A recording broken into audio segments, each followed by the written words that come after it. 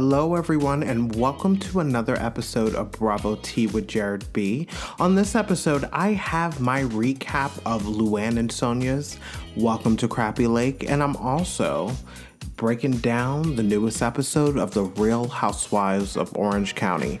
I'm conflicted by Tamra Judge. I don't know what to do. I love that she's making the show watchable and enjoyable again, but I also think she is doing the absolute most. Also, I love having Emily back because she missed the girls' trip to Montana. Emily was, let me tell you something, she was on it this episode. She was calling people out. She was asking all the right questions. So I might have to give a round of applause to Emily because she really did the damn thing. Also, Jenn, stop allowing these women to use your messy ass life for a storyline. I don't want to waste any more of your time. Let's get into the newest episode of Bravo Tea with Jared B.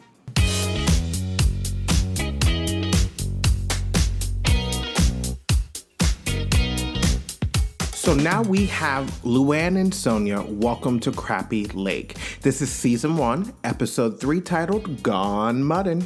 So we start off the morning after Luann and Sonja's night out at the barn, and it turns out Sonja did take Billy back to her motel for a little Benton bang bang, or I guess a Louisiana bang bang. And listen, it seems like Sonja got her pipes cleaned and she is feeling good. And I can't help but feel like Luann's a tad bit jealous that Sonja got her some on their first night in Benton, or maybe second night, and Luann lucked out. Even though I feel like Luann should not feel bad. I mean, to me at least, there weren't many viable options at that local Benton hole-in-the-wall dive bar. So now Luann and Sonja are outside trying to visualize their happy hour that they're going to put on for the town. And they're on this, patch of grass by the road, and they get a call from the public works director who will be assisting them with building a park for Benton. So then Sonja and Luann get to the location of the park, and of course the space needs some work. They need to clean up some brush and clear the abandoned air conditioners people dumped. Like, did none of the citizens be like, can you please stop dumping your old and used air conditionings in, our lawn or our public green space? Like, what's going on? People are just dumping air conditioners because there's just open land and no one's doing anything about it. But I have to say that I love that Luann and Sonja came to work, came to participate and contribute to the community, all while having a good time and getting laid by the locals. So, work hard, play hard. And they are working hard and playing, dare I say, even harder. So I have to say that Sonja is always on it, and she starts pitching to Craig, the public works director, to perform as a rodeo clown for the Benton Follies variety show. And then Sonja starts tumbling through the grass. And in this moment, I'm like, Sonja, you do not know what's in that lawn, because all those people that live in that neighborhood probably take their dogs to that patch of land for them to relieve themselves, and probably don't clean it up, and they get to moving. So I bet you Sonja rolled through dog poop and got it all over her. So then we get to mudding with Billy. And while on the way to go mudding, Sonja and Luann ride through the town and notice a lemonade stand. So they stop to help. And Luann uses her sex appeal, because if you got it, flaunt it, to help stop traffic, to direct people over to the lemonade stand. But one thing I noticed is that most of the people stopping for Luann were women, not men. So how you doing, Benton? But they were honestly probably stopping for Luann because they're like, oh my gosh, is that a Real Housewife of New York? So they were probably fans of Luann. But Luann and Sonja helped raise almost $300 for that homeless shelter. Now, I'm not sure how far $300 goes in Benton, but they might need to do a couple of more lemonade stands to fund that homeless shelter in Benton, Illinois. But keep up the faith, keep up the fight, and keep on doing your lemonade stands. And maybe, your mom, who owns like the local coffee or tea shop, maybe needs to show a little bit more skin to get some more donations. I'm not trying to pimp out the mom, but it worked for Luann, so it might work for her because she's a beautiful woman. That lady that was dressed like a 1950s housewife. So then when the ladies get to the mudding location, Billy shows up in a white stretch limo from the 90s. Like, these are the limos like you take for a funeral. And I want to know, where on earth did Billy find this limo? Like, did Billy drive this limo from Louisiana because this was his only ride? Like, where do you find a white stretch limo from the 90s? It was like a Lincoln Continental stretch limo from the 90s. Where do you find that in Benton? Like, do you make a call like, hey, I got these fancy girls from New York here and we're taking them mudding, so I want to be a little fancy for them and, take them on a ride in a fancy stretch limousine, because I'm sure that's what they're used to in New York. No. People have car services, Ubers, people will take an SUV. That will be their car service. So, but at least Billy put some thought into it. And listen, the ladies had a great ride on that stretch limo to the mudding spot. And then they get to the mudding spot, and then there are these huge monster trucks, which I was not expecting, but I was fascinated, because, I wasn't down for the noodling and sticking your hand in a catfish hole to catch a catfish, but I might be down for mudding as long as it's not too hot outside. And I did see the temperature earlier, and it was like 98 degrees with 93% humidity. So like, I would go mudding on like a day where it's like 82 degrees and like 55% humidity. I would be down for the mudding. So Billy and Sonia get stuck in the mud, and Luann and Jared, not me, but the mud and Jared, come to the rescue to pull them out of the mud. And then after Billy and Jared play tug of war with cars. Listen, I'm not from a small town. I've said this many times that I'm from Long Island, New York. And when people think of New York, they think of New York City, but there are small towns in the state of New York. I've just never been to them, and I've never lived in them.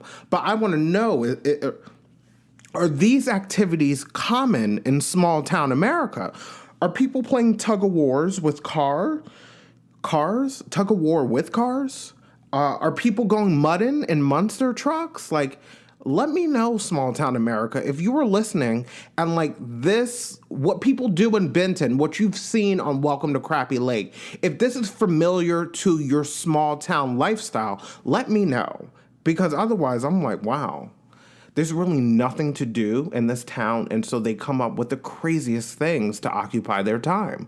But it's better, it beats the alternative, like, a meth addiction, a crack addiction, like something like that. So I guess Billy wins the tug of war with the cars, and then Luann gives Sonia's Billy, yes, I'm putting Sonia and Billy together. Luann gives Sonia's Billy a kiss on the lips for winning a tug of war. When, in actuality, when Luann was going in for the kiss, Billy turned his cheek. So this is a man of high standards. I guess not high standards, but maybe a man who is respectful of the fact that Sonia is his current woman. They're having a good time. They're doing a little Benton bang bang. And so it's not appropriate for Billy to be kissing Sonia's friend on the lips. But, Luann let him know, no, I don't want to give you a kiss on the cheek. I'm giving you a kiss on the lips.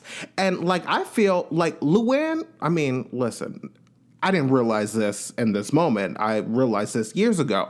Luann is the one you need to watch out for, because just when you think your man is your man, Luann is waiting on the sidelines for your sloppy seconds. And then 6 months later, she's going to be engaged to him.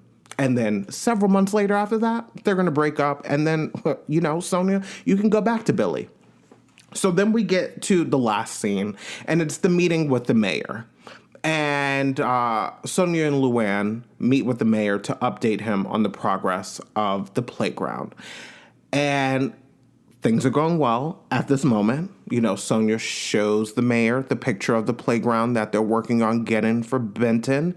And then 24 hours later, we find out that Sonia is letting Luann know that they are not getting the playground due to inventory issues. And you can tell that Sonia is like deeply upset by this, because I'm sure, like, you know, you're helping this town kind of rebrand themselves and be a place where people want to come and visit, even though, you know, I have not yet discovered something worth visiting Benton about. But if you want to go to the barn, or if you want to go mudding, or if you want to go noodling, you know, I guess Benton is a place for you. I'm sure there are other places that have more to offer where you can also do those things. So, like, you know, Sonia and Luann have shown up trying to help this town, and they're invested. You can tell they care. You can tell they're invested, and you can tell that Sonia feels bad about the fact that they are not able to provide the playground that they have worked on getting and the playground that they have promised. But then, of course, Luann and Sonia make a funny moment happen, and they practice breaking the news to the cardboard cutout of the mayor. And I'm wondering how that conversation will go. It'll be fine, because remember, you know, when Luann called out the mayor and was like, "Mayor, this car you gave us has no AC." The mayor was like, "I am so deeply sorry for hurting you like this." So I feel like the mayor is going to understand, because, you know, listen, they've been waiting 3 years to build this park or this playground because of lack of funding. So, you know, they might have to wait just a little longer.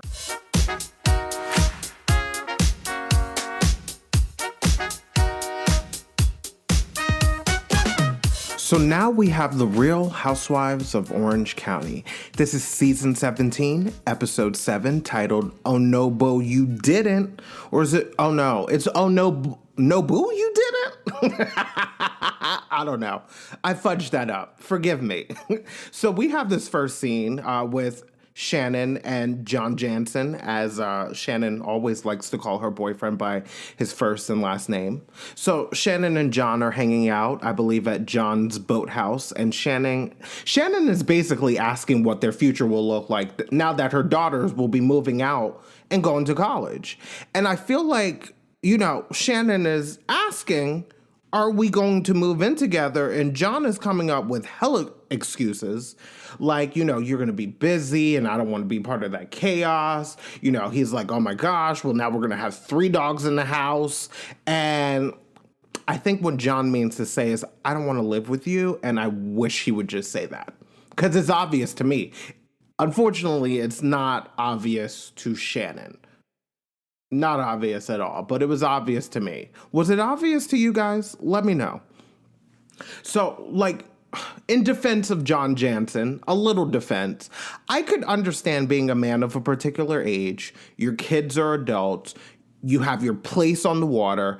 And I can understand not wanting to give up that bit of peace that you have in your life and the convenience of having a long-term girlfriend, a long-term partner, and having your own separate spaces. And, like, you know, she comes over to his place, he goes over to their place, and then they, you know, go their separate ways, and maybe they don't see each other for 2 or 3 days, and then they come back together. I feel like that is what John has enjoyed the convenience of all these years. But as we know, once filming wrapped of this season, John Jansen broke up with Shannon, and I think John told People magazine that he knew that he did not want to be in a relationship with Shannon Storms Bedore while filming this season, but he did not want to break up with her during the season because he did not want to embarrass her. But, like, listen, screw embarrassment. How about not wanting to waste her time anymore? Like, that should be enough for you. Listen, Shannon's going to be embarrassed whether you do it on the show while she's filming or do it after the show. Because doing it after the show just made you look shady as hell. Honestly. It's like, yo, what is it with men not being able to articulate that they are no longer interested in being in the relationship that they're in. What is it? I'm a man and I don't even know, but I've never done this mess to anyone. But, I've heard and maybe known some people that have, but hopefully they learn from their lessons. I don't know. Let me move on. But I do believe that this conversation might have been an early indicator that John Jansen has checked out of this relationship, unfortunately.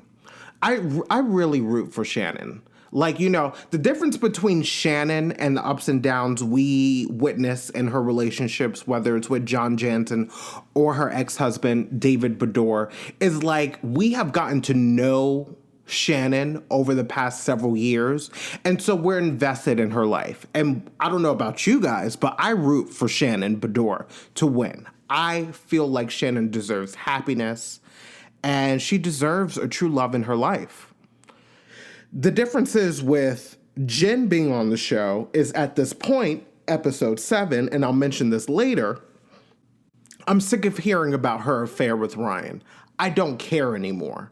And I don't say that to be mean. I think Jenn is doing an okay job as a new housewife. But the thing is like we don't know Jenn well enough to be invested in her relationship. Whether it's her ex-husband and cheating on him or the affair with Ryan, like I don't care. I don't care. So moving on to this nail salon scene with Tamra, Emily, and Heather. Heather basically catches up with Emily on the drama that happened between her and Taylor in Montana. And Heather is like, she called me condescending. She thinks that, she said that I think that I'm better than the movie role that Taylor offered her. And then Emily, very honestly, lets Heather know, well, you can be hurtful sometimes. And listen, I love that Emily is willing to tell you to your face and not behind your back. But Heather's like, hold up, wait a minute now. Let me put my 2 cents in this. And listen, at this moment when Heather is explaining that she took time out of her life to show up for Taylor with her acting coach, I don't think Heather understands that she's explaining it like she did an act of service for Taylor, like it was like a Make-A-Wish or she did something for charity, or like it was a task for her to show up as Taylor, for Taylor, not as Taylor. When this is your new friend, I would hope if say I got an acting role and I invited one of my friends that has experience and success in acting and I invited them to my coaching to assist, I would hope that my friend would not show up out of feeling obligated or feeling like, well, let me do this for Jared, even though I'm busy in my life and I don't really have time for this, or I'm above this, and that's how Heather comes off, even though it's unintentional, it seems like. Heather does have a lack of awareness, self-awareness, but honestly, a lack of self-awareness, that's what makes a great housewife. Like, the fact that these women are able to show up on camera and act the way they do, completely oblivious to the fact that how they think they are is not how we see them. And then they're shocked when they get backlash from viewers. So, having lack of self-awareness is honestly, one of the boxes you need to tick when you're, casting a new housewife. So, and that's why Heather Dubrow is a housewife. So we move on to Jenn's yoga studio with Gina, and Gina meets up with Jenn at the yoga studio, and Gina apologizes to Jenn for everything leading up to Montana and what happened in Montana. Gina says that she realized that Jenn's situation forced her to deal with, like I said last week, the trauma that she has packed away and has not dealt with. And I'm like, thank the Lord. Hopefully last week was the last time Gina has a meltdown about Jenn's affair because she's triggered. Thank the Lord. Thank you, Gina. I like you again, and I'm sorry I kind of went in on you last week. Please forgive me, even though I meant everything I said, but please forgive me. I have a job to do, even though I'm not getting paid for this yet. We're all here to give our opinions unfiltered. And I did that because at last week's episode, I'm wondering what on earth is going on with Gina. There has to be a bigger reason why she is like so... The reason why she won't let this bone go, because it does not impact her. And we find out it's because Gina did not deal with her stuff that she dealt with her ex-husband. So we get to Heather's Nobu dinner, fancy pants Nobu dinner. Listen, if you... One thing I will say about Heather Dubrow, she knows how to put together a situation, an event. And I like the fact that instead of just arriving to Nobu in a car like most people do, they took, I guess, a Duffy, a small boat across the water to Nobu, to have dinner on their dock. So like Heather's really good at presentation and events. She's really good. And, when you have the money to blow, you can do it like this. I think last season, didn't she throw like a $40,000 dinner catered by Nobu? Like, listen, run that card. Run that card. So, where was I? Missed my place on my notes. Okay, so yes, we're at Heather's Nobu dinner night. And Taylor Armstrong is the first to arrive. And I love that before all the other ladies arrived, before they all got wasted, Heather took a moment to clear the air. But in Heather's confessional, she confirms that she kind of didn't mean her apology to Taylor. But what she does know is Taylor regrets her actions in the matter. Why apologize if you don't mean it? But on the other hand, I also understand why she did it, because Heather needs a friend. I've said this many times in this podcast with my recaps of Orange County, is that I don't feel like Heather actually has a friend in this group. And I feel like Heather is on an island. And honestly, Heather, you need a friend. So I understand why you apologize. It was probably to get Taylor to apologize to you. You know how sometimes you apologize to someone even though you don't mean it, so that they can then apologize to you so you can now like move on? I think that's what happened. But listen, I just have to say, anytime you need a friend, I will be here. Another Mariah song. One of my favorite Mariah songs, by the way. So now, Heather has also invited the acting coach, Lauren, Taylor's acting coach, and now Lauren is hanging out with the ladies. And honestly, I hope to see her more. Now, I have to mention, I'm not trying to make this about race, but this is the first really woman of color that I've seen around these women in years. And I say that because in the book, Not All Diamonds and Rosé, which is a book about the creation of the Real Housewives, that where all the Real Housewives, present, past, even friends of, participated in, including Bravo executives, including producers, including Andy Cohen himself. So in this book, it was mentioned that they have tried for years to diversify the Real Housewives of New York, of Orange County, even asking the other housewives on the show if they have any black friends. And I forget which housewife. I think Elizabeth from last year, I think she's the one that said, listen, I don't have any black friends. And that's okay. There are many people around the world that don't have people outside their race as friends. I don't have a problem with that.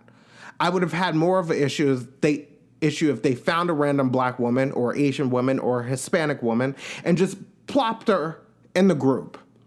Because that to me is not authentic. And that's kind of where Real Housewives of New York went off the rails, because they just added Ebony K. Williams to this group of friends, even though Ebony had no real life connection with these ladies. And yes, some of them kind of traveled in the same circle. But if you think about it, the former Real Housewives of New York, that's not the type of people that Ebony K. Williams hangs out with.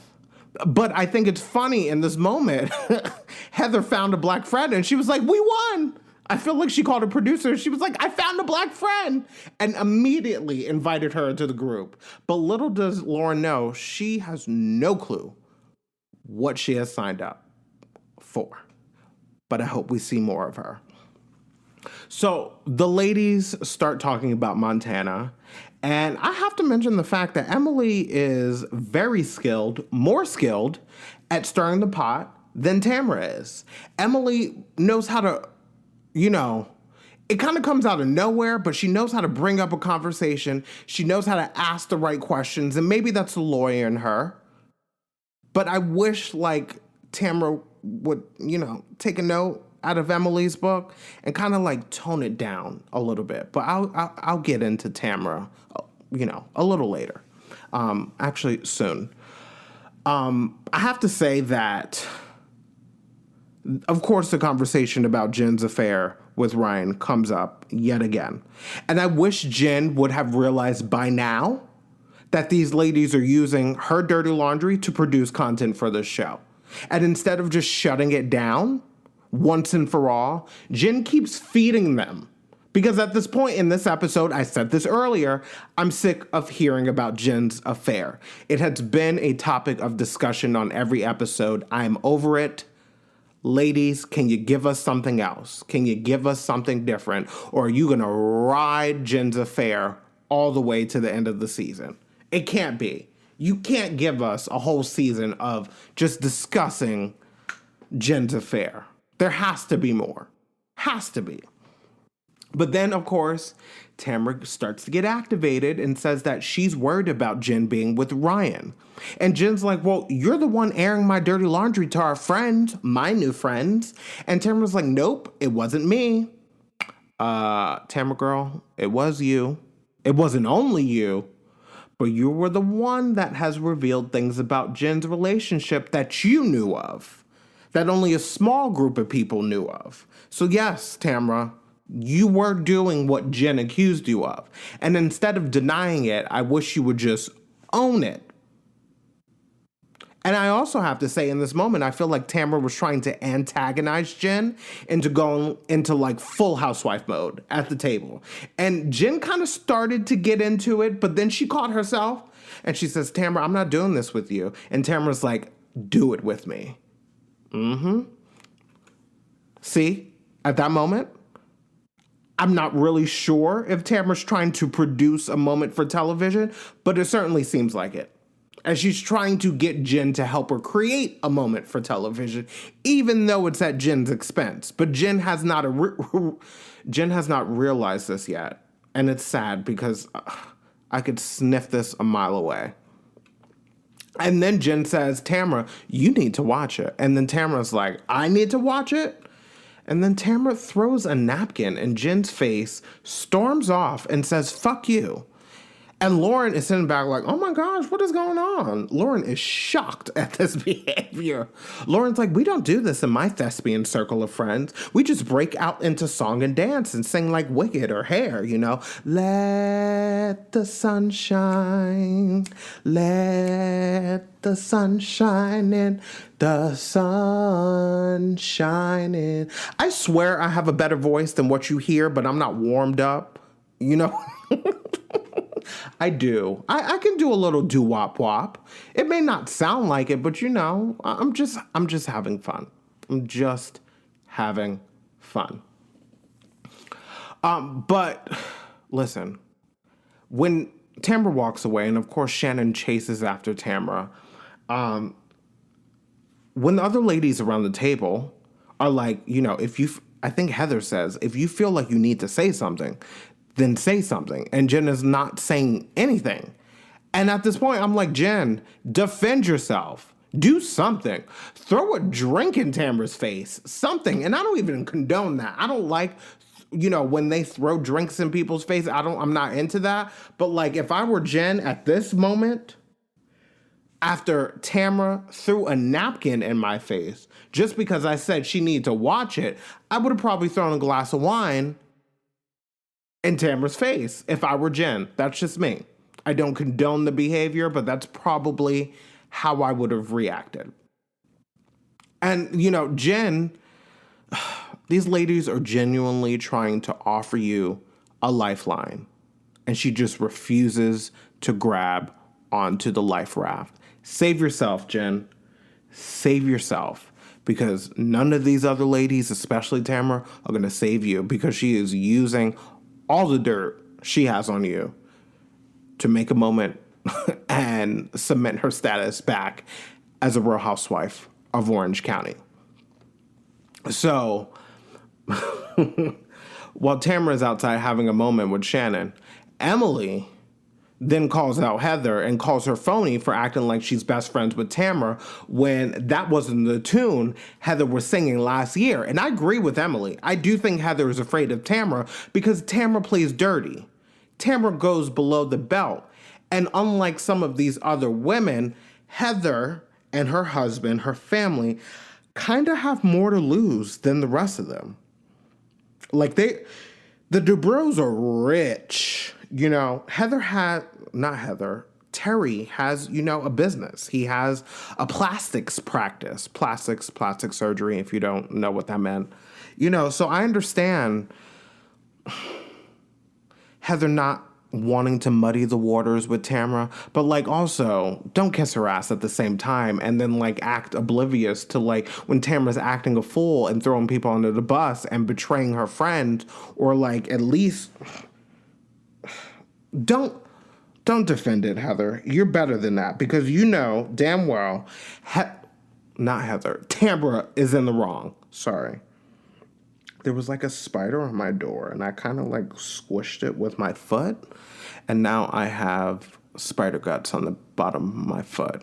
So I apologize. And I really probably did not need to explain that to you. I swear I'm not a dirty individual, but who wants a spider climbing on their balcony door and then, while I'm asleep, all of a sudden, it crawls up my nose and lays eggs up there. And then I have a bunch of baby spiders living in my nasal cavity. So, I pretty much just prevented a personal tragedy from happening.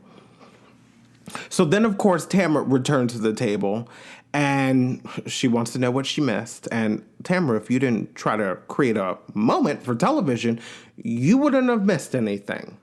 And then Tamra tells Jenn that she's livid. And I'm glad Jenn paid her dust and ignored her. Pay her dust. Ashes to ashes and dust to thirsty housewives. Goodness gracious.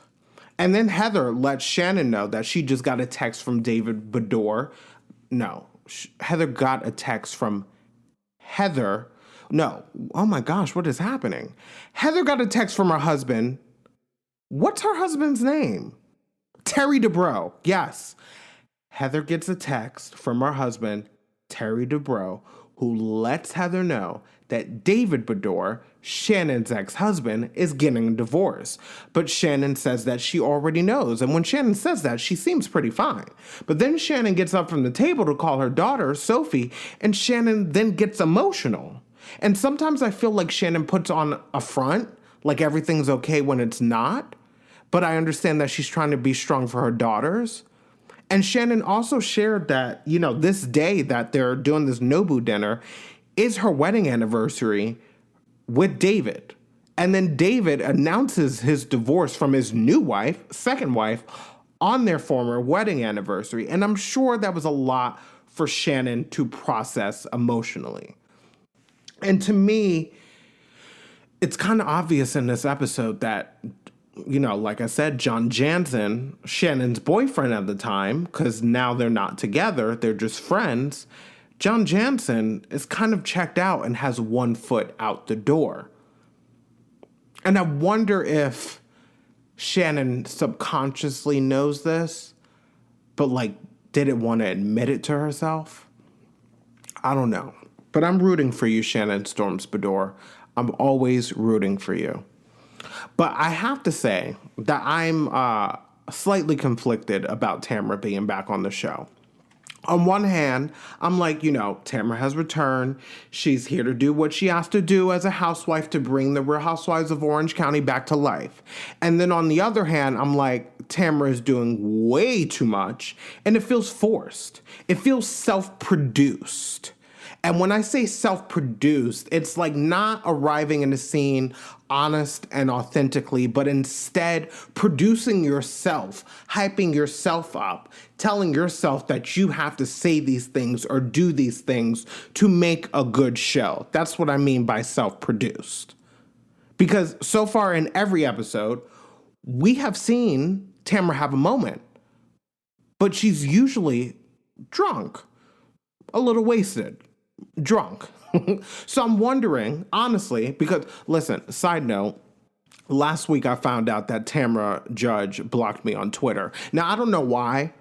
I do post clips of my podcast on social media, Instagram, Facebook, Twitter, to promote my podcast episodes. So I don't know if Tamra heard one of my clips where I was talking about her. I don't know if Tamra listened to an episode of my podcast where I happened to be mentioning her, but I noticed on Twitter last week that Tamra blocked me. And I'm confused by that because I really have not said anything nasty about her. I've only given my opinion about what we've seen on this season.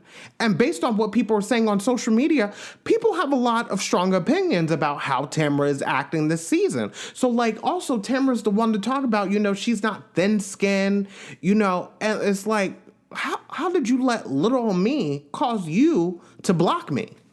I haven't done anything. So who's the villain? Me or you, Tamra? But, sorry for my rant. So what I'm wondering about Tamra is what was her headspace like when she was coming back on this show, when she's filming these first couple of episodes of this show?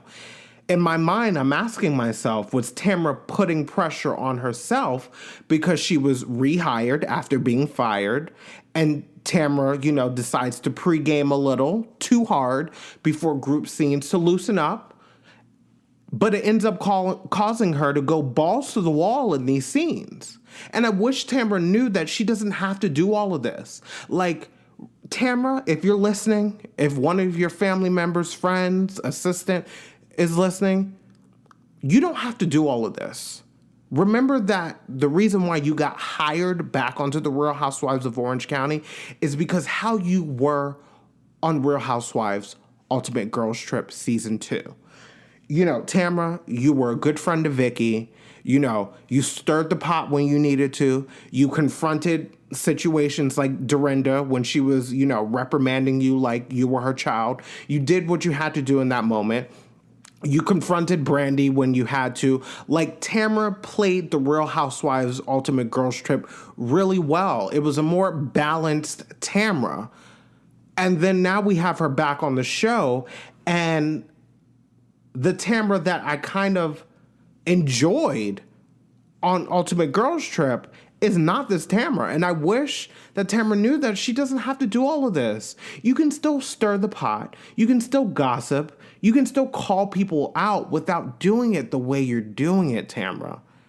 And my fear is, honestly, that viewers are going to get sick of her antics again, like they did before, and Tamra's going to get fired again. That's my fear for Tamra, honestly. But yeah, that's it for the Real Housewives of Orange County. I hope you guys enjoyed this episode. This has been a jam-packed week. If you have not listened to my other episodes, Wednesday's episode was my recap of Atlanta and the new Real Housewives of New York. Also, when you guys listen to this, it's going to be Friday.